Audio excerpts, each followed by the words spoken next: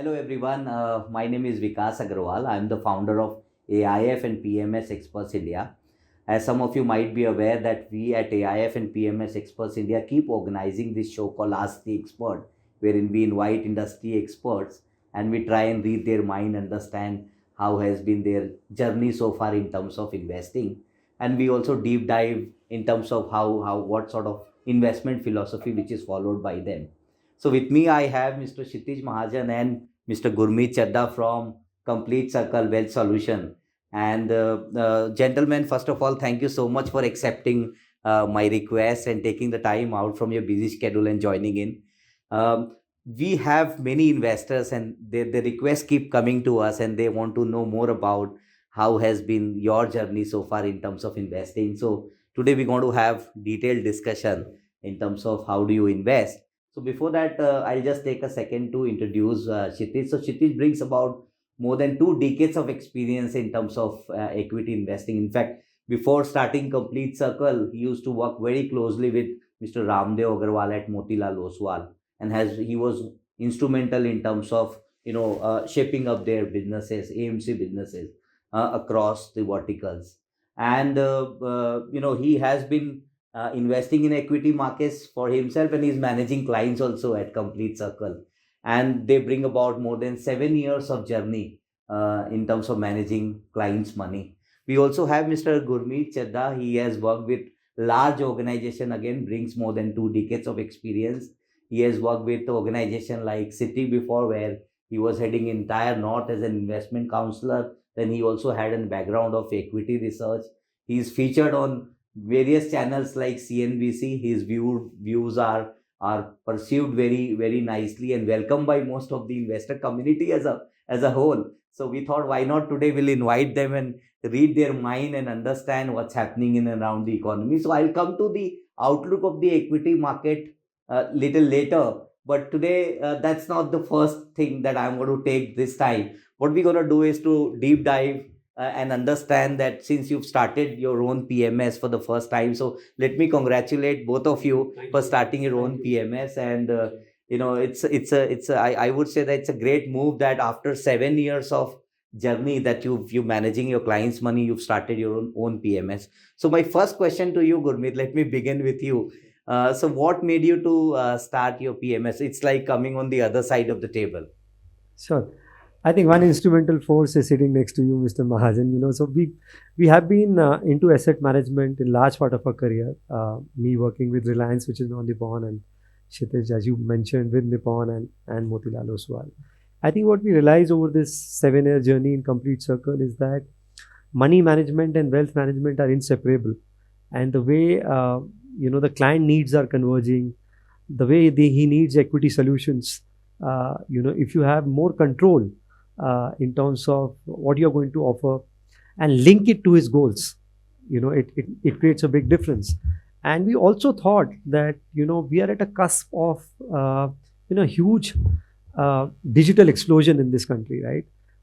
Not a sensitive thing to say, but COVID has probably expedited the digital adoption by 2-3 years more. I think if you see various, data, Kshitij can talk as we progress in the conversation. We probably are seeing a huge transformation happening around us, whether it is related to 1.3 billion people enrolled in Aadhaar, whether it is number of smartphone users, the way we are adopting. I listened to management commentary today. Mr. Chandra was there, live talking about how India can fill in the global supply chain and can lead this, digital rebalancing. So if you speak to industry leaders, you speak to, we have clients who are, in senior roles as promoters. We are seeing a transformation happening, and this is a very silent transformation which is happening. And so we do distribute third-party products, and we do other offerings, and we have utmost respect for most fund managers. But we thought that there was some gap in capturing this digital India story, which is playing out, as we speak. So basically, we thought that let's structure something around it. It's a big commitment in terms of resources, in terms of time you have to spend. And so we have been preparing for it. It didn't happen. Last 3 years we have been preparing for it. COVID disruption led us to believe that this is getting pushed much earlier. And also, I think there's a lot of, misconception on digital. People think every new age company is a digital disruption. People are not differentiating disruption with wealth creation, right? There's two separate things. A company may disrupt, but may not create wealth. We've seen so many examples. So it was important to channelize all of this together. And so one thing is, yes, we are digitally progressing. Can I capture that in my wealth creation journey, right?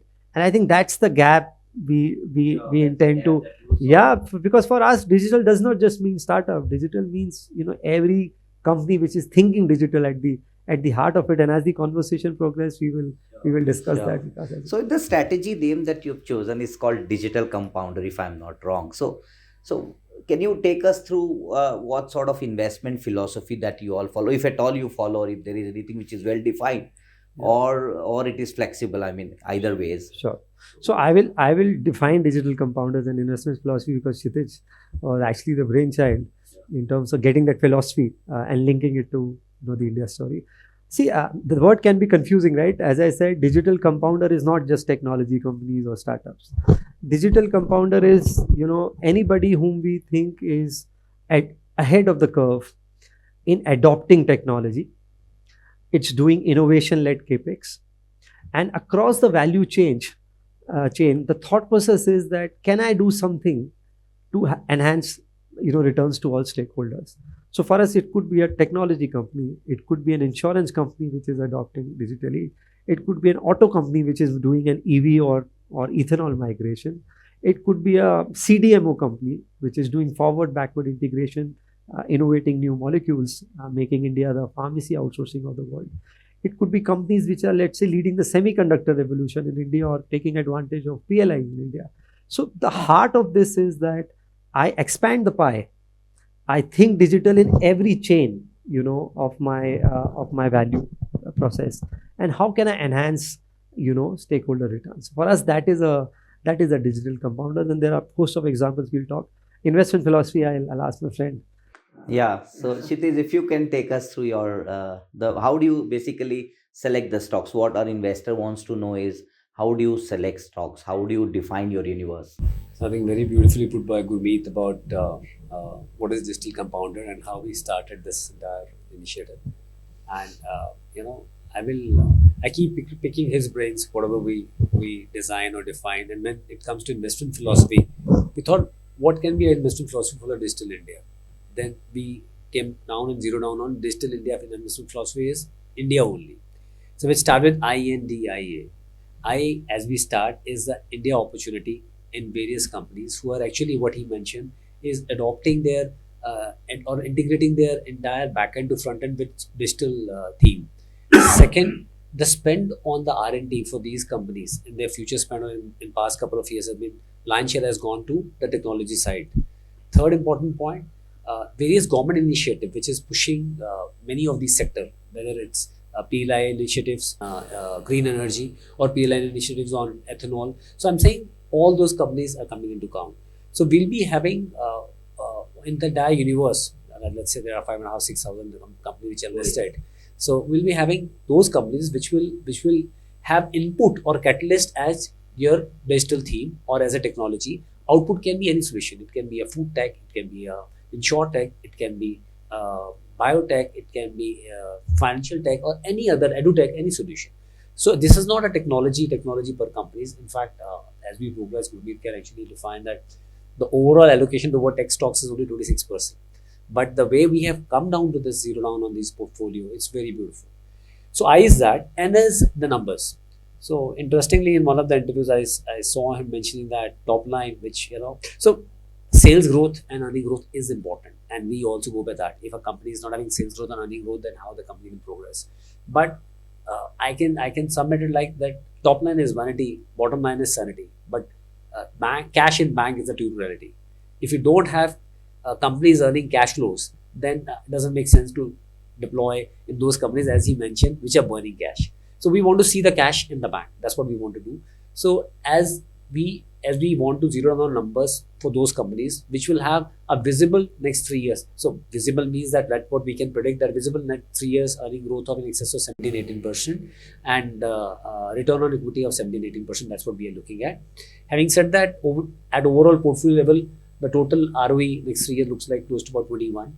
I'll share the number and data points with you. And numbers, one more important part of the numbers is that what we are looking at our portfolio level is that we will like to go little diversified in our portfolio, because this is our first strategy, and that's why we will like to bucket the stock which we are buying. From D, the Digital India theme, which is actually propelling in a big way. He mentioned 135 crore Aadhaar cards, which are linked to your Jam Trinity, which is Jan Dhan account, Aadhaar card, and Mobile Trinity. We have seen how government is able to transfer, do the transfer of subsidies to various accounts. Then number of mobile phone users in the country. Almost now 50 crore people are using internet. Now number of mobile phone on a daily basis is going up. And it is not only increasing the reach of mobile penetration, but also giving access to many of young Indians, because this is a young India. 60 crore of more people are less than 40 years of age.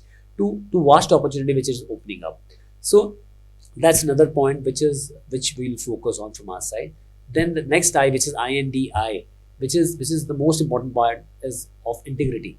As we all know, and in our previous avatar also, we have seen that in India, the biggest problem on a corporate India is of the integrity.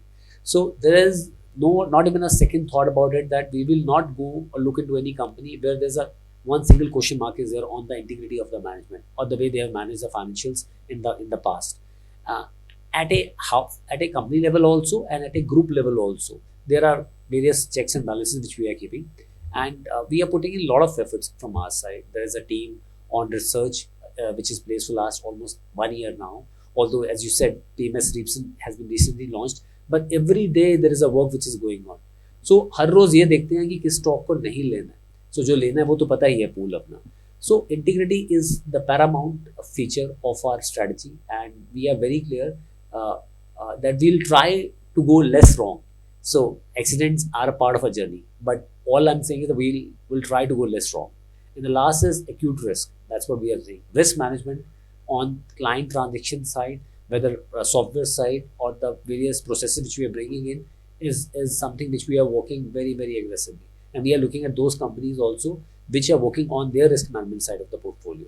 So this is the overall strategy as we speak, India, and I feel that this young India, which is Gen Z plus millennials, a combo of that, which is more than 60-65 crore, is poised to do well in coming time. And technology is helping not only the edutech side of the game, which we have seen in COVID time, most of the people were doing their classes online, but it has helped overall infrastructure also. In this capex plan, which is of 6.7 lakh crore, which government has announced in the last budget, data centers have also been made as a part of the capex. So when we say capex, infra nowadays is a smart infra. It's not infra. It can't be doable without a technology. So I'm sure that people must be noticing that we are using these words strongly again and again. The reason is that nowadays you need to understand that any sector which is imbibing the change fast is actually surviving and thriving. So someone who's moving in first, having the advantage of all. So examples, I think Gurmeet is a better person to take examples of various companies, but this is what we are looking at, a very well-diversified portfolio which will focus on India as a strategy and which will focus on India as a growth story. Great. So the subsequent question with regards to your strategies. So in our Dalal Street, when you say digital, it is perceived as companies like Zomato, companies like Paytm.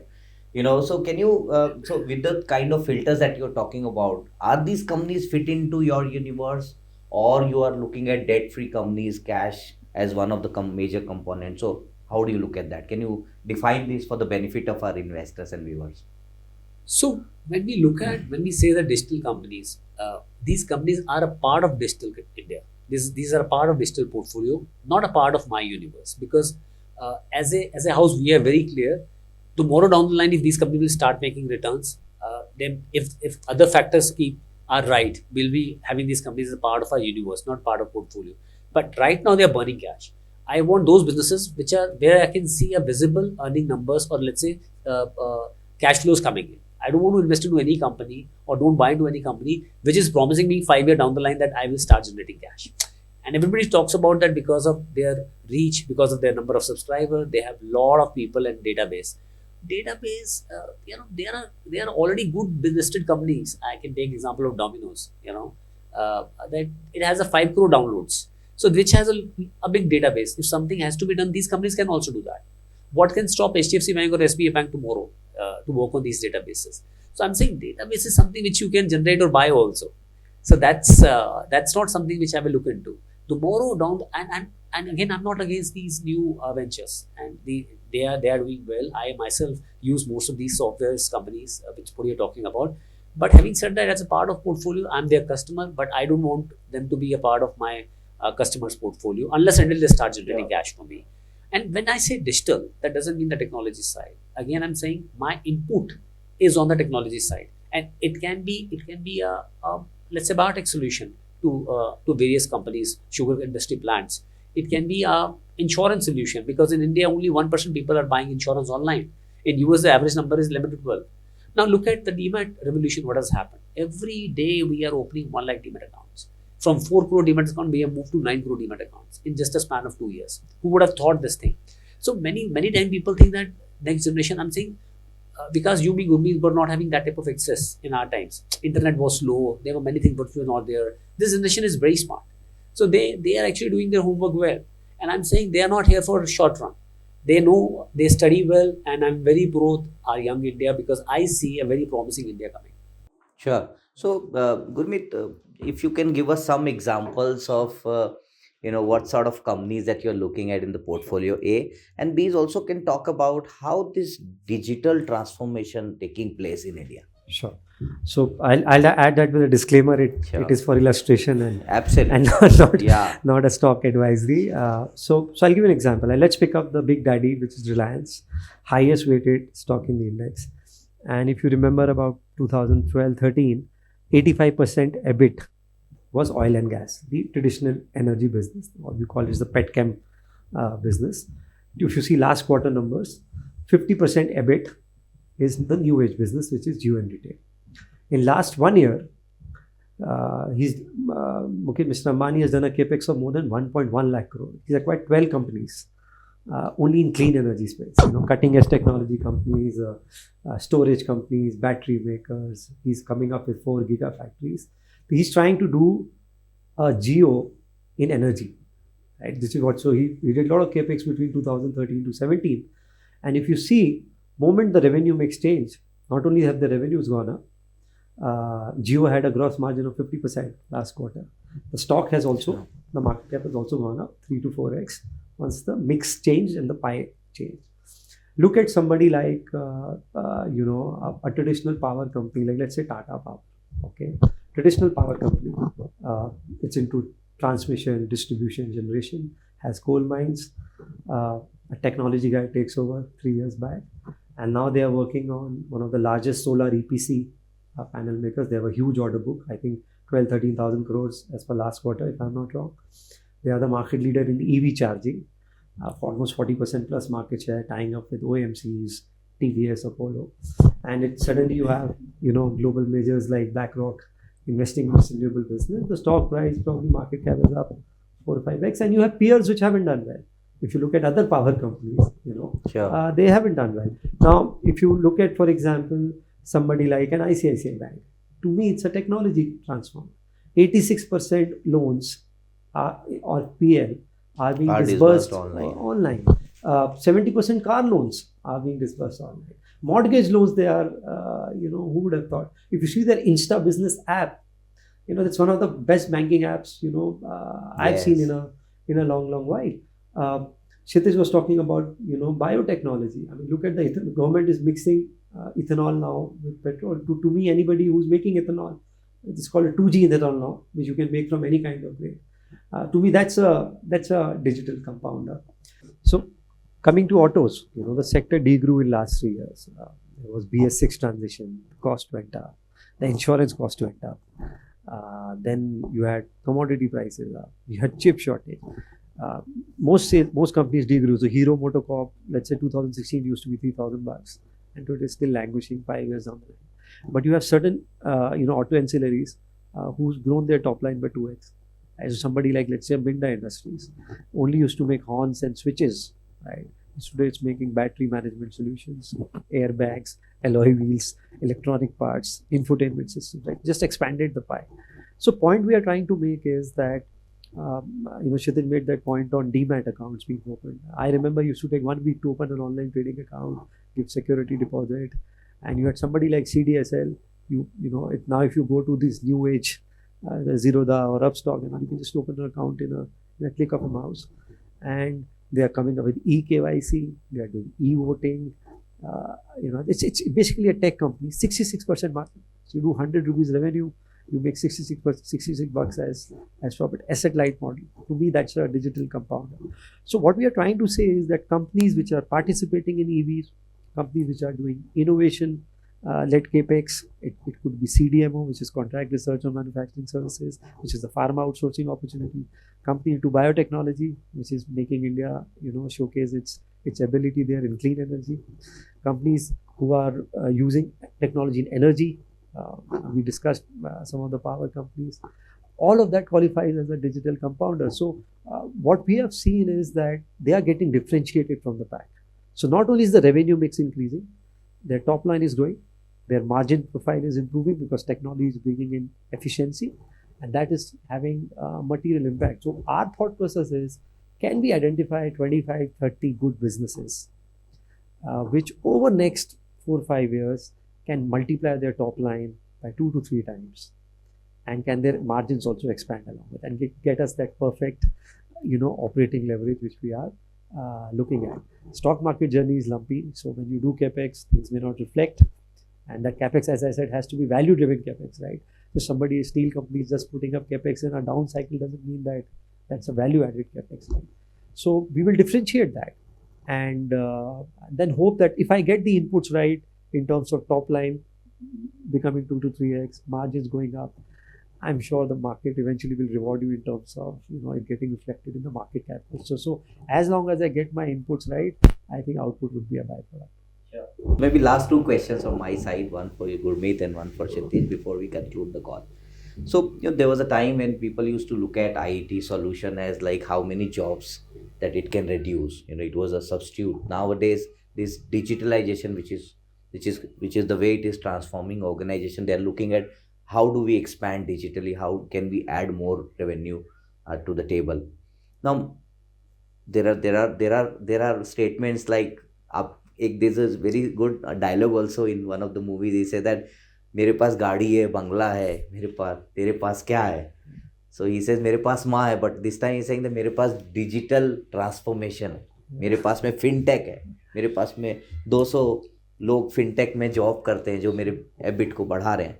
So my question to you is, Gurmeet, when I see these companies, what Kshitiz rightly mentioned, that company like Bajaj, which has now more than 2,000 people working on developing the fintech.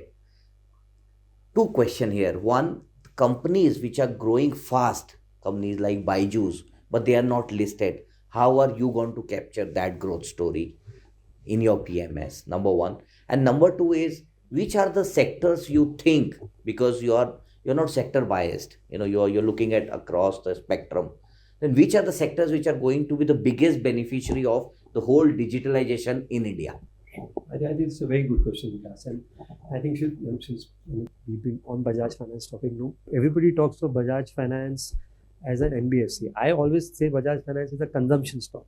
Right. It's a consumption stock in the financials, right? It's a consumer tech stock in the financial. People say Bajaj Finance has become, given 40-50% return.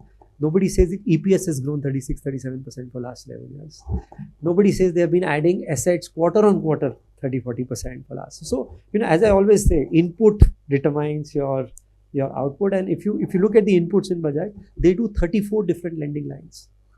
Right? They have a huge, they're spending, somebody told me today, the largest user for Amazon cloud services in India is Bajaj Finance. Yeah, so we are not making this a Bajaj Finance case study, but so I was just giving you input. So I think coming to that, I think, so as far as new age companies are, by mandate, we can't invest in unlisted space. We like some unlisted ideas, not that we don't like. I'm, being a sports enthusiast, I like some of the sports franchises also, because to me that also at some point of time will get digitally involved the way the game is progressing, right? So we will try and see that in case there is one. So we made 100 unicorns, right? And I think that's a phenomenal. It's a phenomenal number. We are trying to look at in that ecosystem which are the listed beneficiaries there. So we'll try and capture some of it. Coming to, for example, as I said, NSE ideally is 90% trading happening, but a proxy to NSE today could be CDSL, could be anything which is playing the equity cult in terms of adding those 1 lakh demat accounts and growing equity culture. A proxy to mutual fund, look at LIC, 75 lakh applications. So 8% people in India who could invest. Right? And this is just a beginning in my view. I think we have long legs. Coming to sectors, Vikas, but as I said, I am more into bottoms up. I'm more looking at the output. But there are few themes which are clearly standing out. I think the biggest theme standing out right now is the energy transformation of India. I think our energy mix is changing, and it's changing very fast. It will happen much faster than most of us think it will. I remember there were jokes around Tesla a couple of years back that Tesla only sells these cars and others sell twice. Look at what it has done. So I think the adoption of clean energy, and it is for our survival. It is not just for business returns. I think it's for survival, will be much, much faster. So we want to play the energy basket. I don't know what will be the hydrogen, solar, EV, ethanol mix right now. I'll try and capture the best player in that and hope that I get some of it right, so to make that change. The second clean change, as I said, is India becoming a manufacturing hub.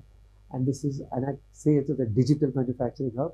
I think the combination of PLI, combination of smart cities, digital infrastructure, as per various estimates and as per Niti Aayog, it can add about a $500 billion opportunity in manufacturing. PLI has been in 13 different sectors. Right? I remember because 7 years back, India was just a labor arbitrage destination. We used to only do assembly, right? And then today you are doing original design manufacturing. You are actually making components, right? And the big brands are just putting their label. I think that's a sea change. You're seeing that in mobile phones, seeing that in consumer appliances, seeing that in so many. Maruti is making all the engines for Toyota, for example, right? So it's happening across. It's not limited to just the electronics. So that to me is a big one.